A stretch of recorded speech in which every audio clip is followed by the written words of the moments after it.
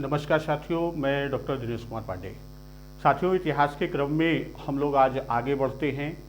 आज से पहले की वीडियो में हम लोगों ने बात किया था पाषाण काल, और पाषाण काल में जैसा हम लोगों ने अध्ययन किया था, जानकारी ली थी, पाषाण काल को 4 खंडों में विभाजित किया गया। पहला काल था पूरा पाषाण काल, पूरा पाषाण काल। दूसरा काल था मध्य पाषाण काल, मध्य पाषाण काल। तीसरा था आपका नव पाषाण काल, नव पाषाण काल। और पाषाण काल समाप्त होते होते तांबे की खोज किया गया, इसलिए इसे ताम्र पाषाण काल कहा गया, ताम्र पाषाण काल।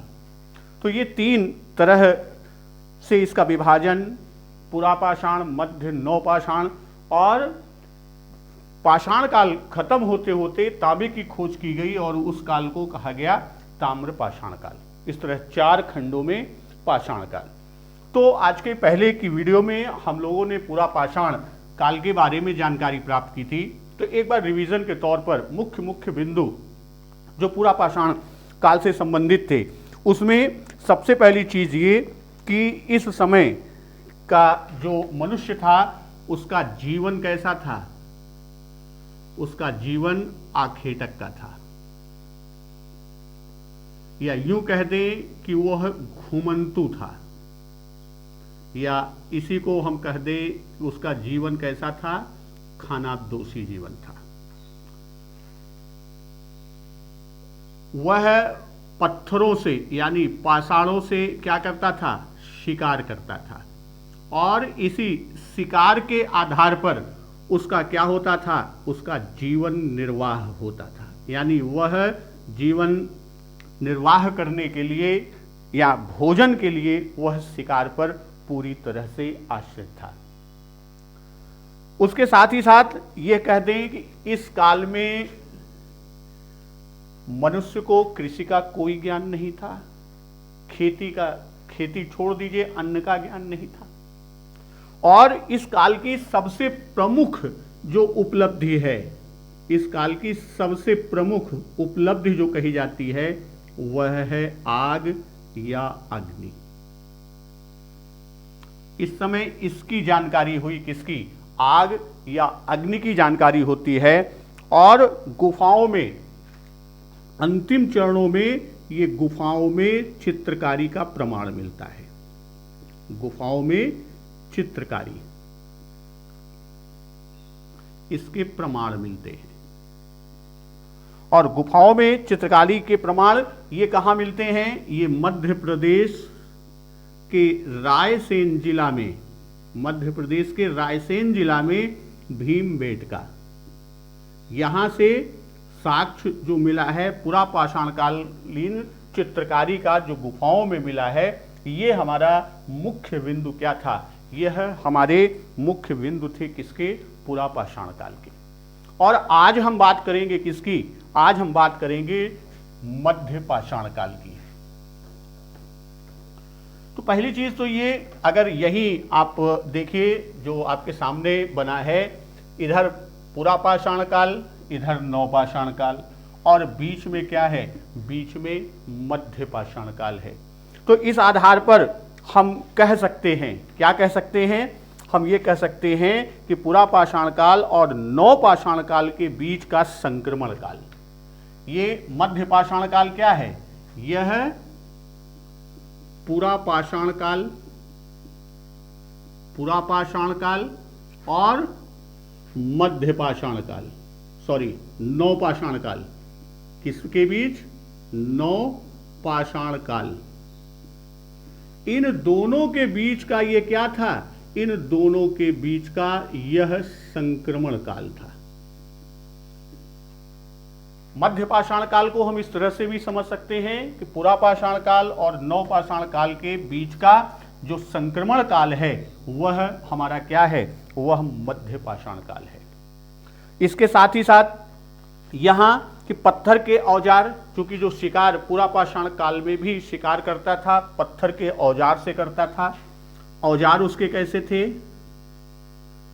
वही औजार इस समय भी पत्थर के ही हैं, यानी औजार किससे बने हैं? पाषाण के ही बने हैं, किंतु यहां पर वह औजार क्या हो गए हैं? सूक्ष्म या लघु। वह औजार कैसे हो गए? सूक्ष्म या लघु उपकरण औजार के रूप में वो प्रयोग किया, इसीलिए इसे माइक्रोलिथ या सूक्ष्म पाषाण की भी बात करते हैं। इसी को क्या कहते हैं? माइक्रोलिथ माने पत्थर, माइक्रोलिथ या सूक्ष्म या लघु उपकरण भी इसे कहते हैं। किसे? मध्य पाषाण काल को।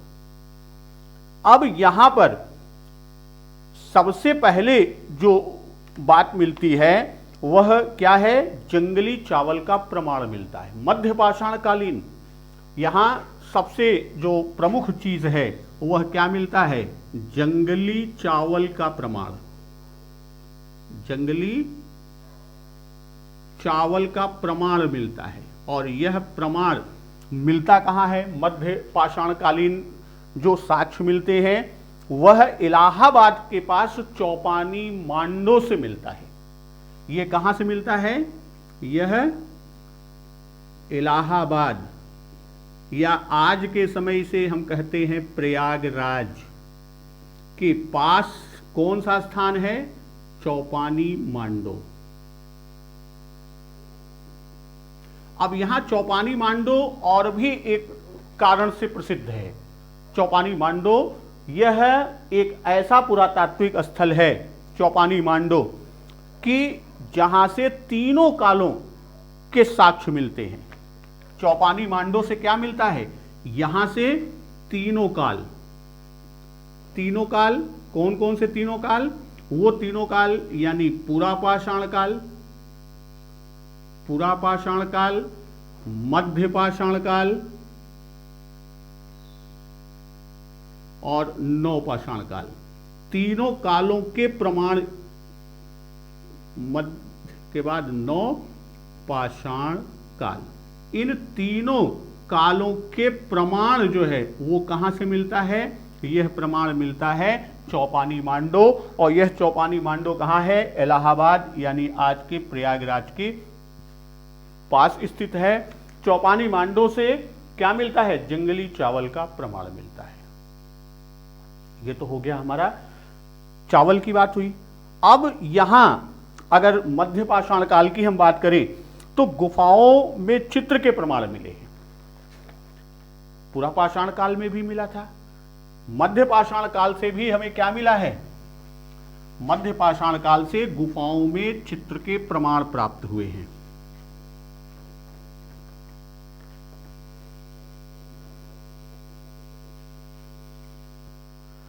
यहां से चित्र के प्रमाण, मध्य पाषाण काल में चित्र के प्रमाण मिले हैं, यानी चित्रकारी के, वो भी कहां से? गुफाओं में। गुफाओं में चित्र के प्रमाण मिले हैं, और यह विंध्य क्षेत्र की गुफाओं में प्राप्त हुआ है। यह प्रमाण कहां से मिला? यह विंध्य क्षेत्र की गुफाओं से, विंध्य क्षेत्र की गुफाओं से। मध्य पाषाण काल का विंध्य क्षेत्र की गुफाओं से, जिसमें भीमबेटका मध्य प्रदेश प्रमुख है। भीमबेटका जो कि मध्य प्रदेश रायसेन पूरा पाषाण काल का भी यहां से मिला था, भीमबेटका से। इसके साथ साथ ये चित्र के प्रमाण जो मिलते हैं ये उत्तर प्रदेश के प्रतापगढ़ और मिर्जापुर से भी मिलते हैं। ये उत्तर प्रदेश के प्रतापगढ़ और मिर्जापुर के पुरास्थलों से भी मिलते हैं चित्रकारी के प्रमाण। इसके बाद जो मध्य पाषाण काल का और भी महत्वपूर्ण बिंदु है वो ये कि इस काल में अस्थिपंजर मिलने प्रारंभ हुए। मानवों के अस्थिपंजर, अस्थिपंजर क्या हुए? अस्थिपंजर मध्य पाषाण काल से ही सर्वप्रथम प्राप्त होने लगे। कहां से? मध्य पाषाण काल से क्या हुए? सर्वप्रथम प्राप्त होने या मिलने लगे, होने लगे या मध्य पाषाण कालीन पुरास्थल से मिलने लगे। अब अस्थिपंजर मिलता है तो इसका मतलब यह है कि मध्य पाषाण काल से एक जो प्रमुख विशेषता है वह यह है कि अंत्येष्टि का प्रारंभ, यानी अंत्येष्ट क्रिया जो है वह प्रारंभ हुई। अंत्येष्ट क्रिया प्रारंभ होने के साक्ष्य हमको कहां से मिलते हैं? मध्यकालीन या मध्य पाषाणकालीन पुरास्थलों से मिले। और यहां पर जो प्रतापगढ़ के सराय नाहर राय से मध्यकालीन जो साक्ष्य मिला है, किसका? अंत्येष्ट क्रिया का। तो जो कब्र मिली है वह कब्र कहां से? प्रतापगढ़ के सराय नाहर राय। सराय नाहर राय से जो कब्र मिली है उसमें कब्र में जो अस्थिपंजर है उसमें सिर पूर्व दिशा में था। उसमें सिर किधर था? सिर पूर्व दिशा में और पैर पश्चिम दिशा में। सिर पूर्व दिशा में और पैर पश्चिम दिशा में। ये प्रतापगढ़ के सराय नाहर राय से जो कब्र मिली है, जो कि मध्य पाषाणकालीन पुरा स्थल है, और यहां से जो कब्र मिली उसका सिर क्या था? पूर्व दिशा में, और पैर किधर था? पैर पश्चिम दिशा में था। यही महदहा से, प्रतापगढ़ में ही एक स्थान हमारा है महदहा। महदहा पुरास्थल का जब उत्खनन कराया गया तो यहां से 3 चीजें मुख्य रूप से मिली। पहला क्या मिला? यहां से बूचड़ खाना मिला। दूसरा जो साक्ष्य मिला, आभूषणों से युक्त समाधियां मिली। आभूषणों से युक्त समाधियां प्राप्त हुई। आभूषणों से युक्त समाधियां। आभूषणों से युक्त क्या मिली? समाधियां मिली। कहां से मिली? महदहा। वह कहां से? उत्तर प्रदेश के प्रतापगढ़ जिले के महदहा पुरास्थल से। तो यहां से एक चीज और कि 2 व्यक्तियों को एक साथ दफनाने का क्या मिला साक्ष्य? कि 2 व्यक्तियों का एक साथ दफनाने का साक्ष्य को एक साथ दफनाने का साक्ष्य कहां से मिला? यह प्रतापगढ़, उत्तर प्रदेश के प्रतापगढ़ जनपद के महदहा पुरा स्थल से प्राप्त हुआ। तो अब यहां पर हम ये देखते हैं कि ये जो महदहा से जो प्राप्त हुआ, 3 चीजें प्राप्त हुई। कहां से? महदहा से। महदहा से 3 चीजें। पहला क्या प्राप्त हुआ? पहला प्राप्त हुआ बूचड़ खाना। दूसरा क्या प्राप्त हुआ? यहां आभूषणों से युक्त, आभूषणों से युक्त क्या मिले? आभूषणों से युक्त जो समाधि मिली हैं वह मिली। आभूषणों से युक्त समाधियां मिली। और तीसरे साक्ष्य जो प्रमुख रूप से है वह क्या है? 2 व्यक्तियों को, 2 व्यक्तियों को एक साथ दफनाने का साक्ष्य। एक साथ दफनाने का साक्ष्य मिला। तो अब यहां अभी तक जितने बिंदु की हम लोगों ने चर्चा किया, मध्य पाषाण काल चित्र के प्रमाण मिले। इससे पहले हम लोगों ने क्या बात किया था कि मध्य पाषाण काल में जो है वह पुरा पाषाण काल और नव पाषाण काल के बीच का संक्रमण काल था। उसके साथ साथ जंगली चावल के साक्ष्य प्राप्त हुए, जो कहां से मिला था? इलाहाबाद के पास चौपानी मांडो से प्राप्त हुए। और चौपानी मांडो इसलिए भी फेमस है, इसलिए भी जाना जाता है कि चौपानी मांडो कौन सा स्थान? वह प्रयागराज, आज के समय पूर्व में इलाहाबाद कहा जाता था, प्रयागराज के पास चौपानी मांडो ये पूरा स्थल है। यह एक तो यहां से क्या मिला, जंगली चावल मिला। दूसरी चीज यहां से क्या प्रमुख है कि तीनों कालों के साक्ष्य, तीनों कालों के साक्ष्य, और ये विश्व का ये एक ऐसा पूरा स्थल है, यह ऐसा पूरा स्थल है जहां से तीनों कालों के साक्ष्य प्राप्त होते हैं। फिर मध्य पाषाण काल में चित्र के प्रमाण गुफाओं से मिले, विंध्य क्षेत्र में की गुफाओं से मिला, जिसमें भीमबेटका मध्य प्रदेश जो रायसेन जिला में है, उत्तर प्रदेश के प्रतापगढ़ और मिर्जापुर से मिला। फिर अस्थिपंजर मिले, यानी मध्य पाषाण काल से अस्थि पंजर जो है वो अस्थिपंजर यानी जहां शव दफनाया जाएगा उनका अस्थिपंजर पूरा एक साथ मिलेगा, वो मिलना प्रारंभ हुआ। कब से? मध्य पाषाण काल से। उसके साक्ष्य जो मिले उसके हिसाब से अंत्येष्टि क्रिया का प्रारंभ भी कब से हुआ? मध्य पाषाण काल से हुआ। अंत्येष्टि क्रिया का प्रतापगढ़, उत्तर प्रदेश के प्रतापगढ़ जिले के महदहा से बूचड़खाना, आभूषणों से युक्त समाधियां और 2 व्यक्तियों को एक साथ दफनाने का साक्ष्य। सराय नाहर राय की हमने बात किया था। सराय नाहर राय में क्या था कि सिर पूर्व की दिशा में और पैर पश्चिम की दिशा में था। ये मध्य पाषाण काल की हमने बात किया। अब जब व्यक्ति, यहां से तो जंगली चावल की बात हमने की, अब हम बात करते हैं कि जैसे ही व्यक्ति खेती करना प्रारंभ कर देता है, व्यक्ति जैसे ही खेती करना प्रारंभ कर देता है वह नौ पाषाण काल का प्रारंभ हो जाता है। तभी से क्या होता है? नौ पाषाण काल का प्रारंभ हो जाता है। यानी अब हम बात किसकी करने चल रहे हैं? नौ पाषाण काल की।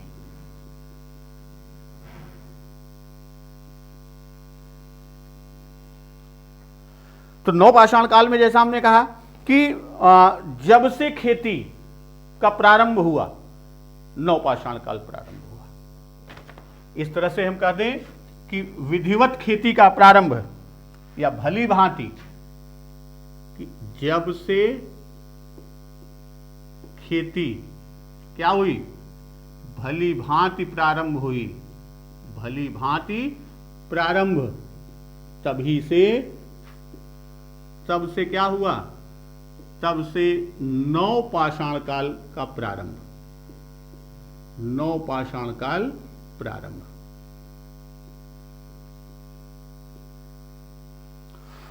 और नौ पाषाण काल विश्व स्तर पर अगर हम देखें इसके काल का, तो विश्व स्तर पर तो ये 9000 ईसा पूर्व की बात करता है, और भारत के संदर्भ में बात करें तो यह 7000 ईसा पूर्व के आसपास की बात होती है, जो साक्ष्य मिले हैं। तो अब ये प्रारंभ के साक्ष्य, यानी इनके प्रारंभ होने, किसके? नौ पाषाण काल के प्रारंभ होने के साक्ष्य हैं ये, कि तब से हम मिले हैं, प्रारंभ होने के साक्ष्य मिले हैं। अब नौ पाषाण काल में एक तो ये बात आ गया कि व्यक्ति खेती करना प्रारंभ कर दिया, और जब खेती प्रारंभ किया तो बात आती है कि सबसे पहली खेती उस समय के मानव ने कौन सी किया था? पहली खेती जौ की किया, उसके बाद गेहूं की किया। सबसे पहली खेती किसकी किया? जौ की किया। और भारत में खेती का प्रारंभ, अगर ये कहें तो भारत में खेती का प्रारंभ, भारत में खेती का प्रारंभ कब से हुआ? ये 7000 ईसा पूर्व का साक्ष्य मिला है। क्या मिला है? साक्ष्य मिला है। और यह साक्ष्य कहां से मिला? यह मेहरगढ़ से मिला। यह साक्ष्य कहां से मिला है? यह साक्ष्य मेहरगढ़ से मिला, जो वर्तमान में पाकिस्तान में है। वर्तमान में पाकिस्तान के जो है वो सुलेमान और कीर्थर की पहाड़ियों के बीच में है, सुलेमान और कीर्थर के बीच में है। ये पहला साक्ष्य मेहरगढ़ से खेती का प्रारंभ करने का साक्ष्य 7000 ईसा पूर्व से मिलता है, जो मेहरगढ़ पाकिस्तान या और इस समय पाकिस्तान में स्थित है। अब फिर एक प्रश्न आता है, एक बिंदु जो उत्खनन किया गया वह है उत्तर प्रदेश में इलाहाबाद के पास खेती का जो साक्ष्य मिला वह उत्तर प्रदेश में इलाहाबाद और वर्तमान में प्रयागराज। इलाहाबाद वर्तमान में नाम उसका है प्रयागराज।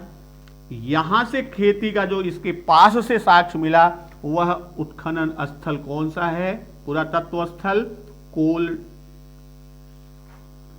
कोलडिहवा। कौन सा स्थान है?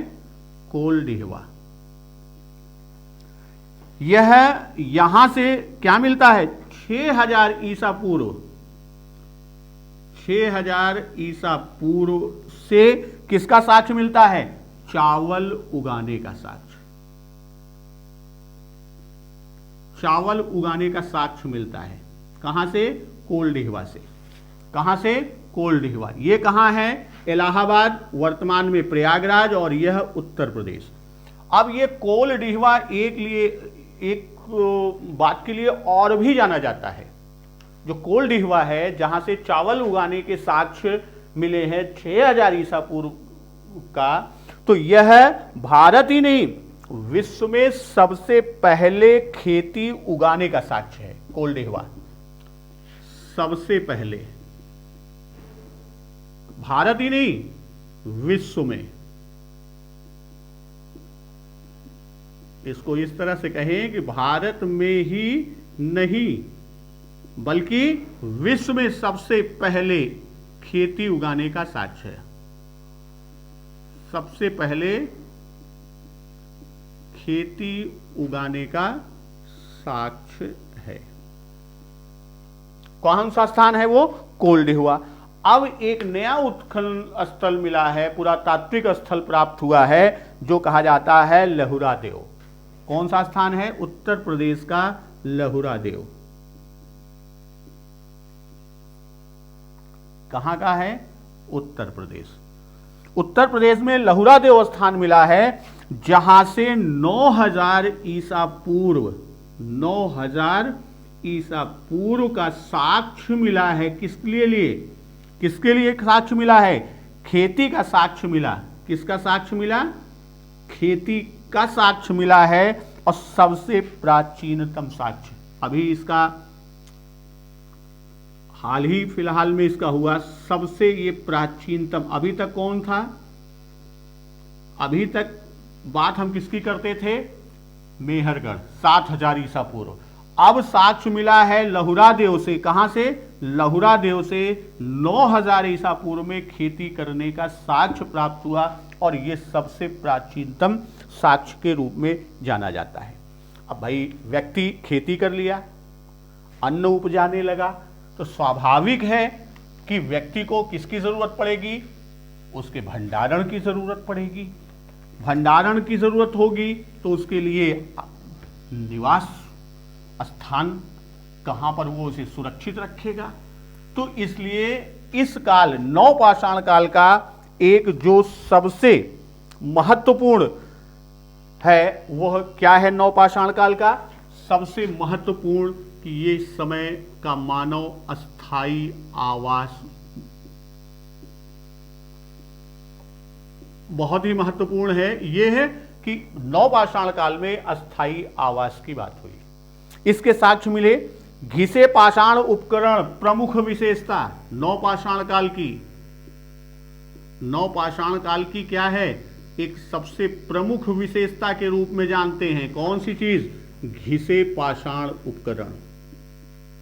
घिसे पाषाण उपकरण। घिसे पाषाण उपकरण का मतलब क्या हुआ कि उपकरण जो बनाए गए वह पत्थरों को, पाषाण माने पत्थर, पत्थरों को घिस घिस कर बनाया गया, और ये नवपाषाण काल की एक प्रमुख विशेषता के रूप में है। ये भी बहुत महत्वपूर्ण है। और इसके साथ साथ हड्डियों के हथियार नवपाषाण काल में क्या मिला साक्ष्य? हड्डियों के हथियार का साक्ष्य, हड्डियों के हथियार का साक्ष्य मिला। ये कब का मिला? ये नवपाषाण काल में साक्ष्य मिला है हड्डियों का। खाद्य उत्पादक और पशुपालक यानी पशुपालन भी इस काल में साक्ष्य जो मिला, पशुपालन का साक्ष्य मिला। इस आधार पर हम ये कह सकते हैं कि अब इस काल का मानव खाद्य उत्पादक और पशुपालक, खाद्य उत्पादक और क्या हो गया? वह पशुपालक भी हो गया।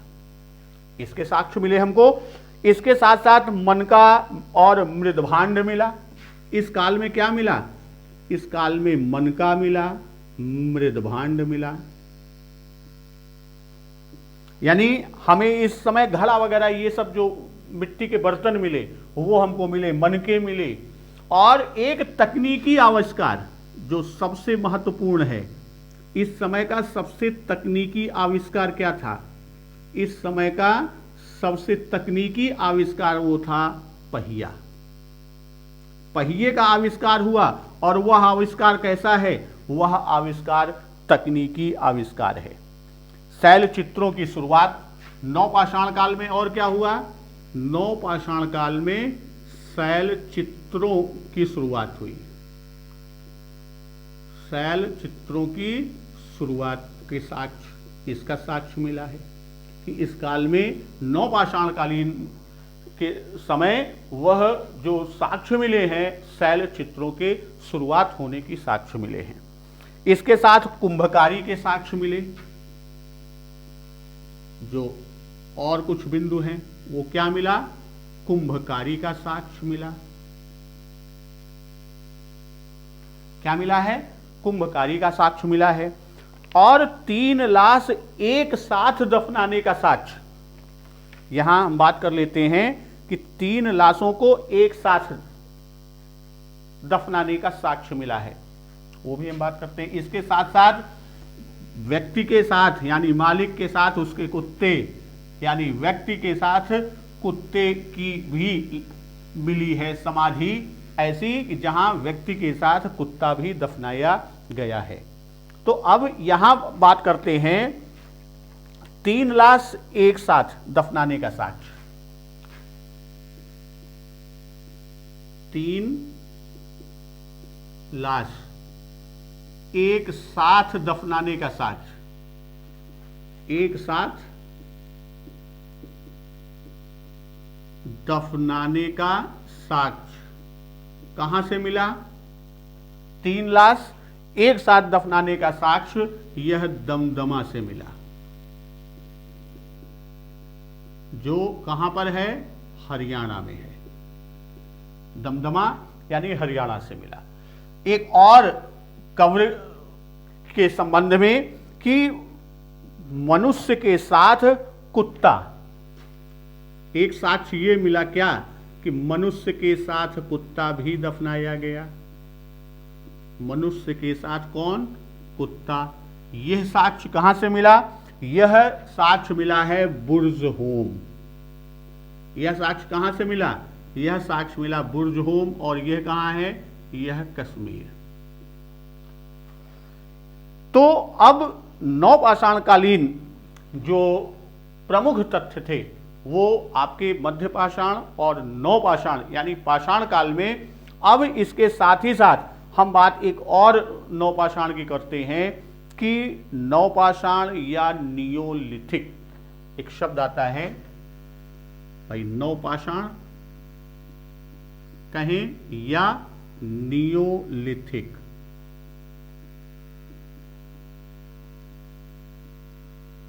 नवपाषाण या नियोलिथिक शब्द का सर्वप्रथम प्रयोग, शब्द का सर्वप्रथम प्रयोग किसने किया?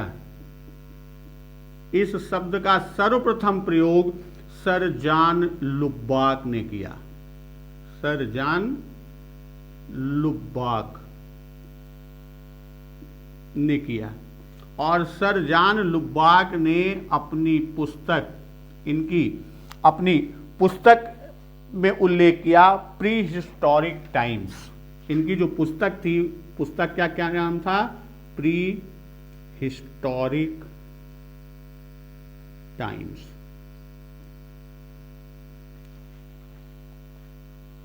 तो नवपाषाण काल खत्म होते होते नवपाषाण काल के बिल्कुल उत्तर अवस्था में तांबे की खोज हुई, तांबे के बारे में जानकारी मिली और उसी को क्या कहा गया? तांबे की जब जानकारी होती है तो उसी को कहा गया ताम्रपाषाण कालीन।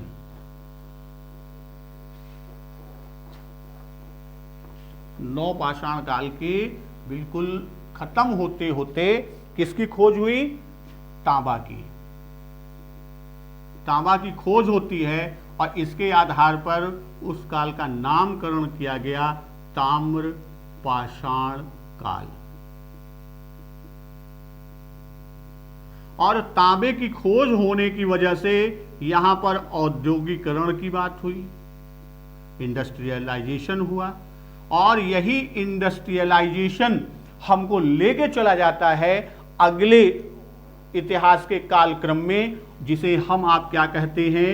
आद्य ऐतिहासिक काल। जो नगरीकरण की सभ्यता है, नगरीय सभ्यता है, आद्य ऐतिहासिक काल, और जिसमें हम आप पढ़ेंगे सैंधव सभ्यता या सिंधु सभ्यता या हड़प्पा सभ्यता।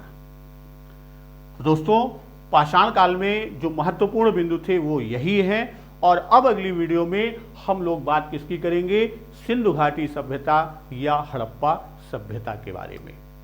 तो फिर अगली वीडियो के साथ मिलते हैं, तब तक नमस्कार, वंदे मातरम।